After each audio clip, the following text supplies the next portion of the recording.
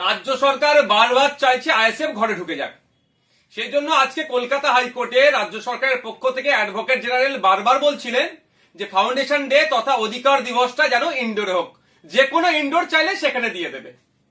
আরে ভাই, আমরা মানুষের অধিকার নিয়ে অধিকার সমাবেশ করছি। কিসের অধিকার?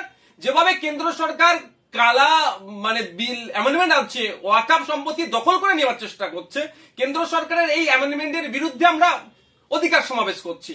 আদিবাসীদের জল জমি জঙ্গলের স্বাভাবিক অধিকার কেড়ে নেওয়ার চেষ্টা করছে কেন্দ্র সরকার, তার বিরুদ্ধে বলছি আমরা। নিত্য প্রয়োজনীয় জিনিসের দাম বেড়ে যাচ্ছে, সেইগুলোকে কমানোর কথার জন্য অধিকার সমাবেশ ছিল।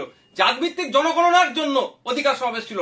যেভাবে বিভিন্ন রাজ্যে মুসলমান হওয়ার জন্য, দলিত হওয়ার জন্য, আদিবাসী হওয়ার জন্য পিটিয়ে মেরে দিচ্ছে, তার বিরুদ্ধে, মহিলাদের উপরে যে অত্যাচার চলছে তার বিরুদ্ধে আমরা এখানে সেগুলো বন্ধের জন্য অধিকার সমাবেশ ডেকেছিলাম।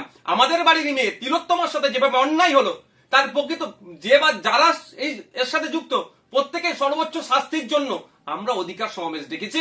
আমরা মাদ্রাসা সহ শিক্ষা প্রতিষ্ঠানের শিক্ষক নাই, শিক্ষক শূন্য অবস্থা শিক্ষা প্রতিষ্ঠানগুলো চলছে, ফলে বুনিয়াদী শিক্ষা ধ্বংস হয়ে যাচ্ছে।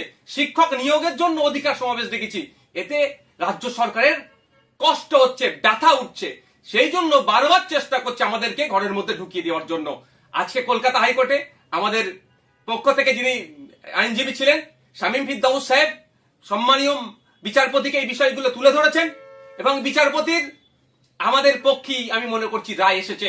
রাজ্য সরকারের মুখ পুড়েছে, এদিকে দিয়ে আমাদের সমাবেশকে আটকাতে পারলো না।